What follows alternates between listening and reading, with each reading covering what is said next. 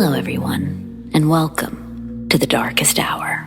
I'm your host, Amanda Jane. One of tonight's stories got me thinking. Have you ever been afraid to go to the doctor? Whether it be because you didn't trust doctors or were simply afraid of what the process may look like. Not all experiences, in fact, most experiences with doctors and hospitals aren't exactly positive. So being hesitant, it's understandable. But somehow, when we really need to be there, when we have incentive to be there, we sort of allow ourselves to let go, so to speak.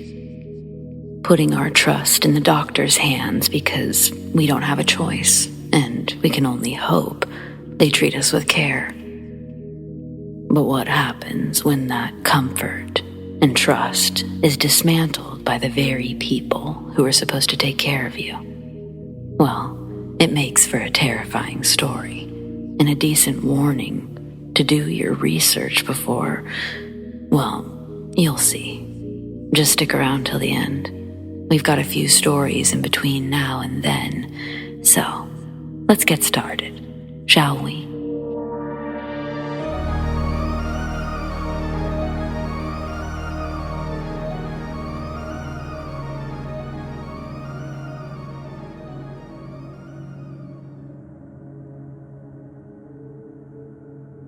This happened when I was a little girl, staying at a friend's house for my first sleepover, and way before I knew about ghostly things. My friend lived with her grandparents in the country. They had an old one-story brick house, 5 bedrooms and a big playroom. They had a lot of antique things, like glass cabinets, old china, a piano, and those weird porcelain baby dolls. She always told me stories about her house being haunted, but I didn't believe her. I thought she was just trying to scare me. It was almost dark when her grandparents went to town for groceries, leaving us and my friend's older brother behind. We started playing hide and seek, and it was my turn to count. I could hear them rummaging around and giggling in her room, so I went that way first. I was talking loud and looking in obvious places to throw her off when, from the corner of my eye, I saw her run into a room that I hadn't checked yet. The door was ajar, so I crept in. It was the piano room. I could see someone crouched down behind the piano, so I worked my way around it, hoping to scare her, when I suddenly heard her and her brother calling for me. Confused, I stepped out to see both of them standing in the living room, asking if I planned to look for them.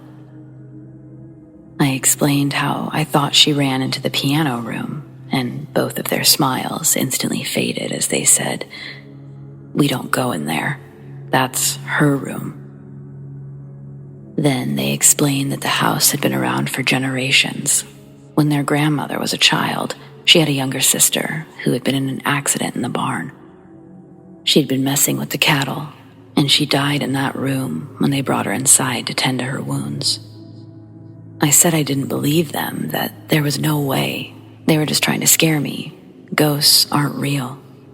The piano room door slammed shut, and you could hear a low tune playing. The brother said that kind of thing always happened, and there was nothing to be afraid of. She just likes to play, but she always tries to scare new people. I didn't stick around to see anything else. As soon as her grandparents returned, I asked to go home.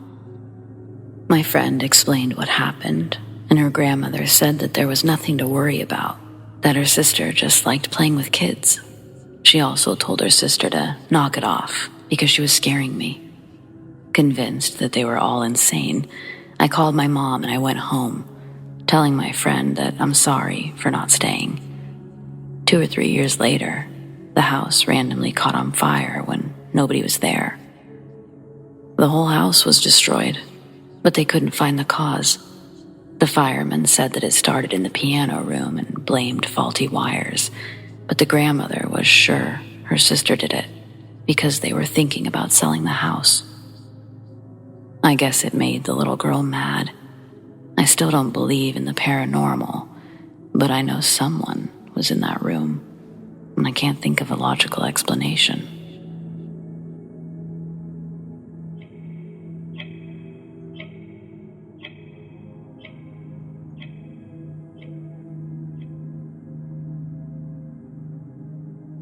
I knew that 2022 was going to be a weird year, simply by how it started.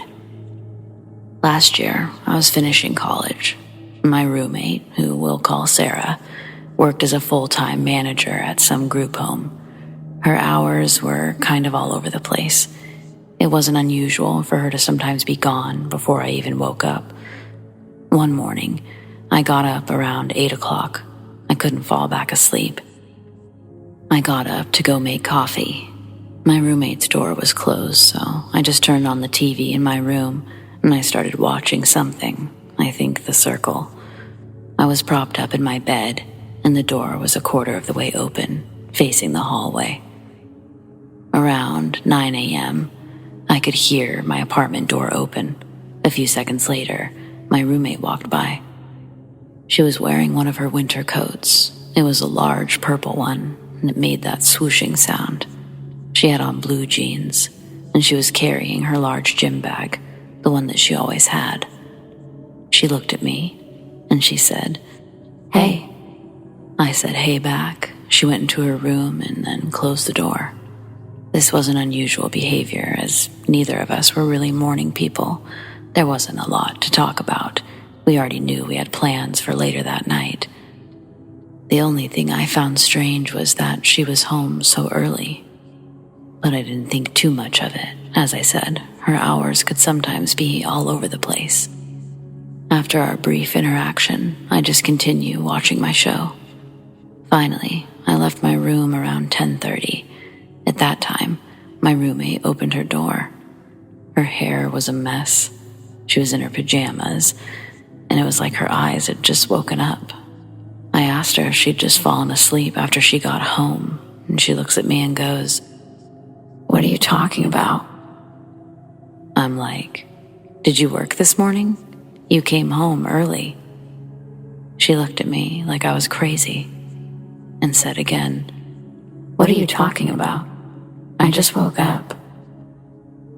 I told her what had happened, that she'd come home an hour or so ago, that we spoke briefly. She insists that she didn't go out the night before and that she'd fallen asleep around midnight. She said that she had to work at 3 that day, which she did end up doing that day. Sarah isn't the type to joke around about this kind of stuff, and she looked genuinely confused.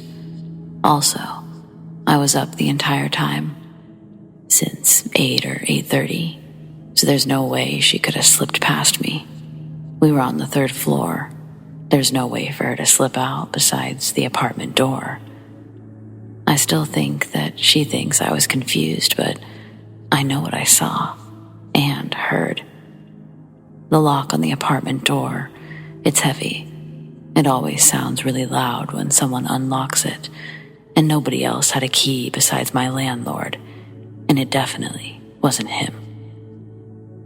I've seen posts about seeing coworkers or people in public in a time span that would be impossible.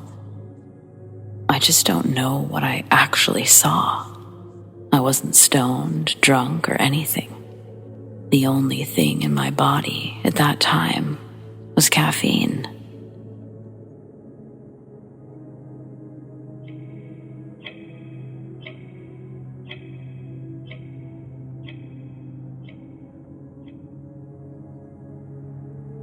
I'm female, and I was 8 when I lived in a small town, the kind that only has one stoplight. It was summer, and I'd walked 2 blocks just to return a DVD before stopping for a snow cone on the way home. I was half a block from my house when I saw a car turn off the highway, and my gut immediately dropped. I sped up, but I didn't know why until I noticed the car also speeding up. When it blew through the stop sign on the street behind me, I dropped my snow cone and hauled ass. This car drifted around the corner, nearly hitting me as I cut across my neighbor's yard and into mine. I ran inside and locked the door behind me. My parents shared a car, so there were no vehicles out front. It looked as if nobody was home. Mom was washing her hair in the bathroom when I ran in. I was completely out of breath. All I could say was, "Someone's at the door." She was confused by the panic in my voice as I tried to get the words out. Maybe 60 seconds later, there was a knock at the door. Mom answered it, hair soaking wet and scolding me, thinking I'd done something wrong. The man was surprised, but asked if my dad was home, acting as if everything were normal. I yelled, "That's him." Mom didn't understand, but the guy ran off. When my stepdad came home, I asked if he knew anyone by that description, but he didn't think so. He just said to be careful and blew the whole thing off. Thought I was exaggerating. A week later, I was leaving my grandparents' house and preparing to walk home when I saw that car again. I could see the silhouette of someone peeking over their shoulder, looking back at me. I froze, but as soon as he reached for his handle, I booked it back to my grandparents and began banging on their door. This time, my grandfather saw the guy get back into his car and take off. I wasn't allowed to walk alone for a while. I still have no idea who the guy was. I never saw him again, but I'll never forget his face.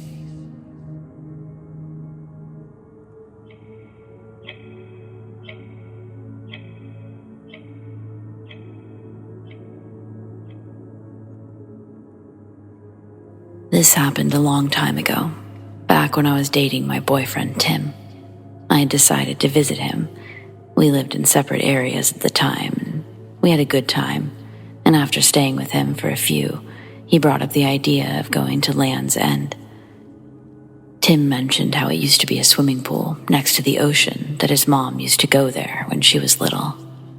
It had burnt down, but had a nice view and an even greater view of the sunset. We'd planned on going the next day, but Tim woke up late, so we went the day after. After a maybe 20 or so bus ride later, we arrived.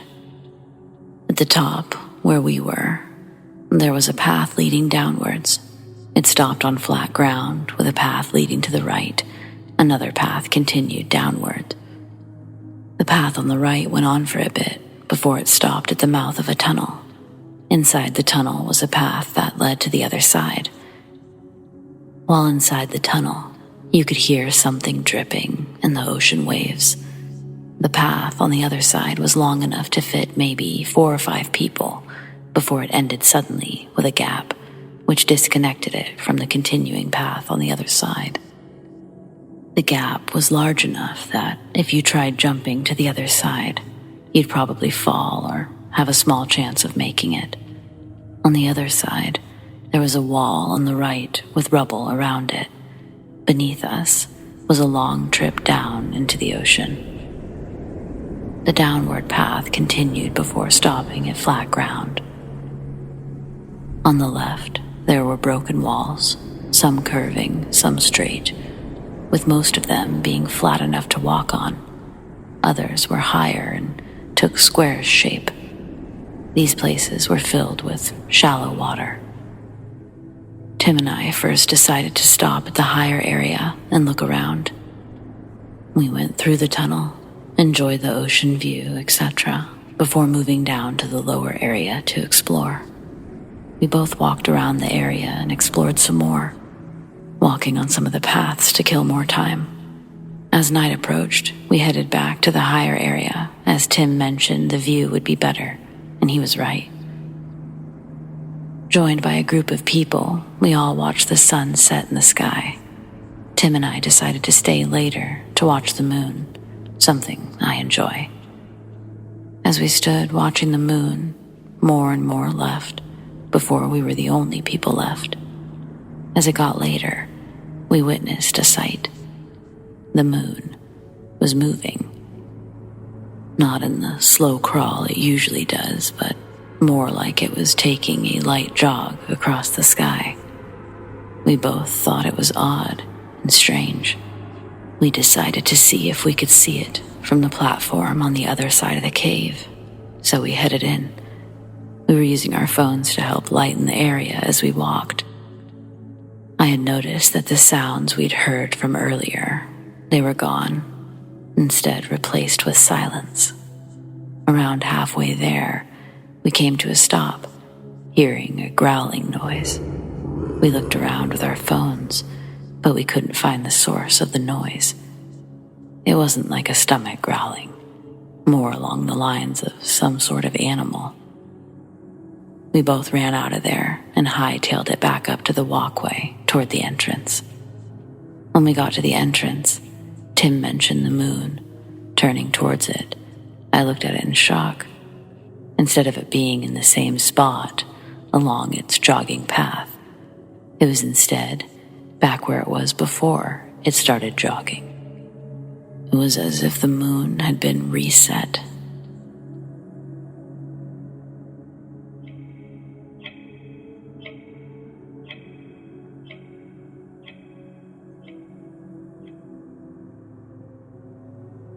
This happened a couple months ago, and I'm still confused about exactly what I saw. My boyfriend and I were driving to Colorado late at night. I think it was between 12 and 2 a.m. I'm not sure, but it was pitch black. We were in the middle of nowhere, and there were no houses, no lights for miles. My boyfriend was asleep in the passenger seat, and it was a clear night. The moon and stars emitted enough light to somewhat see our surroundings. I was getting sleepy, but trying to push myself to the next town where we could stop and rest. Suddenly, out of nowhere, a thick white fog surrounds us, and it seems to stretch for miles. I didn't think much about it at first. I assumed it was normal for being in the mountains. Then, I saw headlights coming from the opposite direction. I did my best to focus on the road as they came closer. It was so strange. It was as if the car wasn't moving, but it was getting closer, and the lights grew brighter and brighter. Finally, I passed the car, but when I looked in my rearview mirror, the car was gone. There were no taillights, nothing. I chalked it up to a combination of thick fog and me being tired. I continued on. The fog continued on for what seemed like forever before suddenly disappearing. The night sky returned, and it was like nothing happened. Seeing lights in the distance, I knew that I'd be able to rest soon. I could also see a hitchhiker. They had a small reflector on their pack. I planned to stop and offer them a ride when they vanished into thin air. 1 second, they were there. The next, they were gone. I had looked at my phone for maybe a second to see how far we were from the next town, and when I looked up, poof. I still don't know if it was my brain playing tricks on me or what, but I've never experienced anything like it since. I've gone on plenty of trips, but this one is definitely the strangest.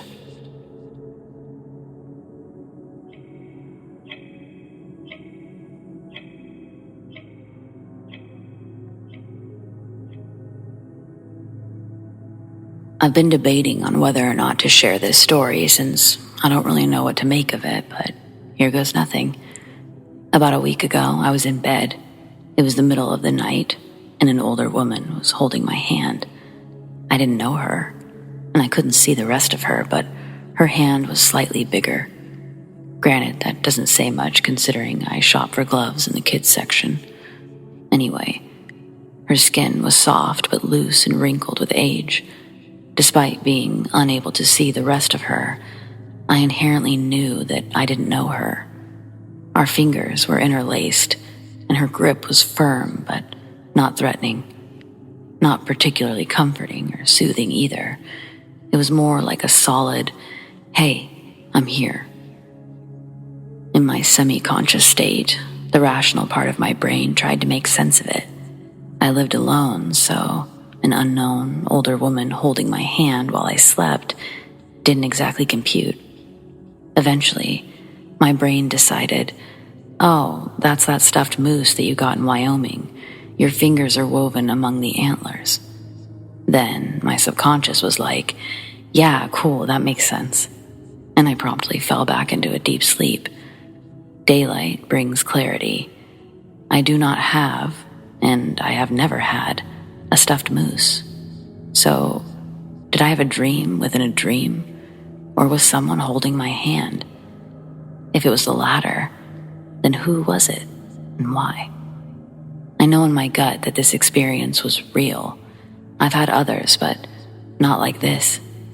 My friend suggested it could be someone who was just letting me know that I'm not alone for the turbulent times ahead. Maybe she was a relative that I'd just never met. Or maybe she was a previous tenant. Who knows? What do you guys think? Any similar experiences?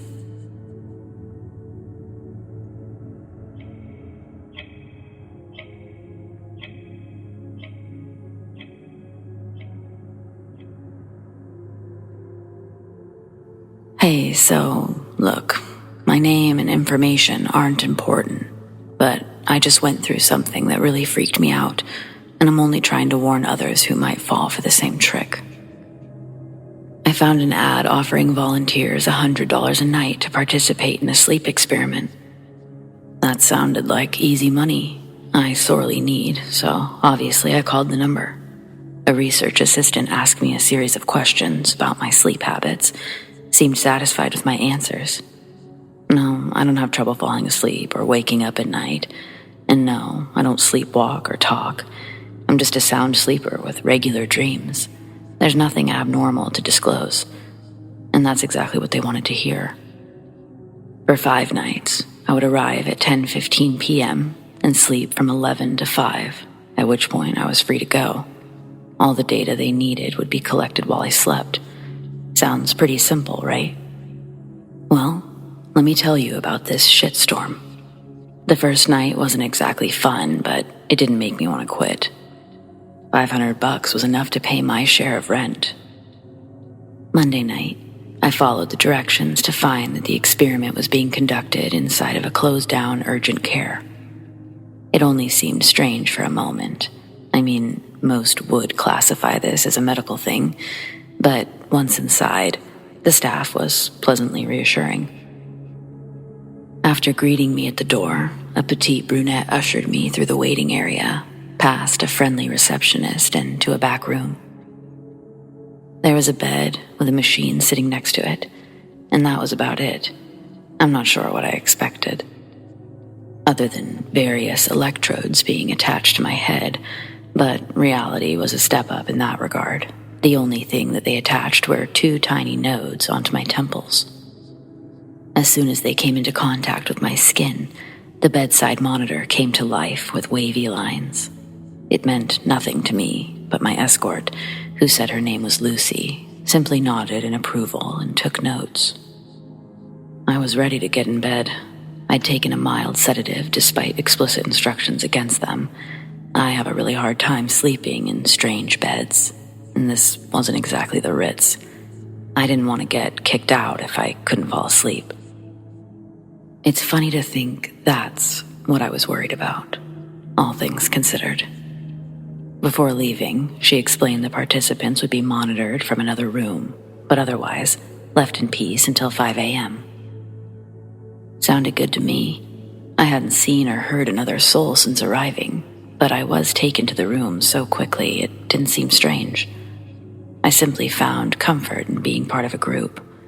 I wasn't a person, just a number on a piece of paper, a statistic in a medical journal, and that's how I liked it. I fell asleep quickly and slept through the night without disturbance, but when I woke up, there was a man in my room. He seemed to be studying the monitor and jotting down notes, but the instant I opened my eyes, I could have sworn I caught him looking away in slight panic. And it sure didn't help that he resembled Jeffrey Dahmer. The guy left a few seconds later without ever saying a word. He wasn't even wearing a name tag. It was a bit creepy, but nothing that actually scared me. I figured, even if he was a perv, he couldn't do much more than stare, right? Anyway, I'm just going to call him Jeffrey, since I never actually learned his name, but we'll come back to him in a second. When I got home that morning, I crawled into bed for another hour's sleep, and I had an itch behind my left knee. While scratching, I felt what I thought was a mosquito bite and instantly forgot about it. Fast forward to the second night. Everything went exactly the same, down to Jeffrey being there when I woke. He was taking notes again, but standing noticeably closer. I said an awkward good morning, hoping to feel more at ease if we actually spoke, but a polite nod was his only reply as he shuffled out of the room. Any doubts I had about returning vanished when another $100 was placed into my hand, and I went home once again. This time, I had an itch behind my left knee while brushing my teeth, and it kinda hurt to scratch. The mosquito bite was larger, and it stung to the touch. It was annoying, but not concerning. I mean, who thinks twice about a mosquito bite? Sure, it was in a weird spot since I'd been wearing sweats, but stranger things have happened. Wednesday night. I arrived at the usual time, but I stayed in my car for a few extra minutes. I wanted to meet another guinea pig, just to drum up conversation, but I never saw a soul. I didn't want to risk my $100 by being late, so ultimately, I wound up right back in the same situation. And once again, woke up to Jeffrey's note-taking. This time, he was close enough for his leg to be touching the mattress. I gasped from the shock of proximity, and he quickly stepped away. When I received my $100 at the desk, I told the receptionist I would appreciate not waking up to the researcher hovering over me each morning. And her face went slack for a split second, before quickly regaining composure and explaining that she would be sure to handle the situation. That night, in the shower, I felt a horrible sting when the water hit the mosquito bite. It hurt far more than it should, and it was swollen to 3 times its original size. I didn't even take a shower. Instead, I got dressed and checked in the mirror before getting my roommate's opinion. We decided something bit me, just not a mosquito. I didn't connect it to the sleep study at all. Thursday was the worst. I didn't make it back for a Friday appointment, and I didn't take the usual sedatives either. I didn't like how drowsy I always was the next day, and it seemed reasonable to blame a handful of sleeping pills. But now I'm fairly certain that they weren't the only things in my system. That night, Lucy greeted me as usual, but there was a new receptionist. The one that I spoke to was nowhere to be seen. I couldn't just go to sleep without knowing someone had put a stop to Jeffrey, so I told Lucy everything. She seemed genuinely empathetic and remorseful. Apparently, she was under the impression her director called me personally, or she would have informed me that Jeffrey's dismissal was immediate. He wasn't allowed to be in the rooms unless there was a medical emergency. His only job was to monitor the security footage and collect the data from our rooms after departure, not before we even wake up. This information both mortified and relieved me. On one hand, it was over, and I wasn't crazy. But on the other, what exactly had his endgame been? And what exactly was he doing while I slept? I pushed those questions far from my mind and forced myself into bed knowing I was at least safe now. It took much longer to fall asleep, but eventually I drifted into a dream about Taco Bell. Whatever, not important, don't judge me.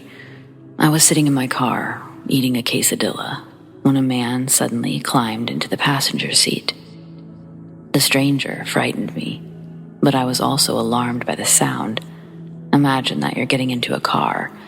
Think of how the door sounds as you open and close it. Now imagine that you've just gotten home and you're walking through your front door. There's a distinct difference, isn't there? What I heard in my dream was the sound of a front door, only it was actually the door to my room. I realized my quesadilla was only a dream and began to wake at the sound of a familiar voice, Lucy's. She was telling someone to stop being a baby. She told them the mixture was definitely right this time, that the AA study group results confirmed it. She promised this was the last round. I wanted to believe I was still dreaming, even though my heart was beating through my ribs like a drummer on ecstasy. which is super uncomfortable for the record. I didn't so much as decide what to do, as I acted out of sheer instinct thanks to some kind of autopilot self-preservation power. First, I started to moan and roll over. Lucy instantly fell silent, and I could feel her tension as she waited, breath held. I didn't want them to know that I heard anything, but I also didn't want them to think I was fully asleep. I counted to 10 before grunting and rolling a little more, and thankfully, that made them nervous enough to leave the room. Though I'm sure they were only ducking out long enough for me to pass out again. There were no windows in the room. My only way out was the same door. I cracked it open just enough to spy Lucy and Jeffrey talking to the receptionist and another man that I had never seen before. Jeffrey's mere presence was enough to prove that something shady was going on with those people in their psychotic experiment. Hoping that no one else was in the building, I sprang from my room, down the hall, and out the front door, where I saw two men circling my car, looking through the windows. Instead of running towards them, I ran down the street, knowing that I could make it to a gas station if I didn't lose my lead. From there, I called the police. They did check out the urgent care, but it was completely empty. No people, no machines, just my car in an empty parking lot. Seriously though, what were those people doing? What the hell were they really testing on me?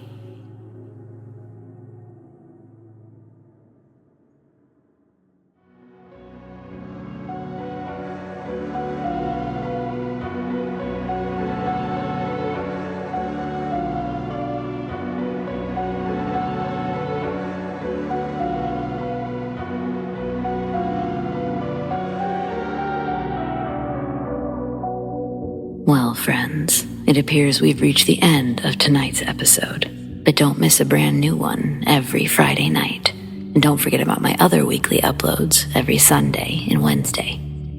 I would be so grateful if you would all like this video and talk to me in the comments. I sure do appreciate all of it, and I can't thank you enough for all that you do. A huge shout out to all of my patrons, whom I appreciate so very much. Tracy S., Monica L., ZOEWATT, Shelly B., Donald C., Rat Girl, Alicia S., Erin G., Nikki H., Mr. Revenant, and Naz K. If you want to support The Darkest Hour in other ways, consider joining my Patreon. Check out patreon.com/thedarkesthour, or click the link in the description to learn more. I want to thank those who shared their stories, and a big thanks to all of you for listening. Do you have stories like these? I'd love to share them. Send them to me, amandadarkesthour@gmail.com, or on the Darkest Hour subreddit, The Darkest Hour YT.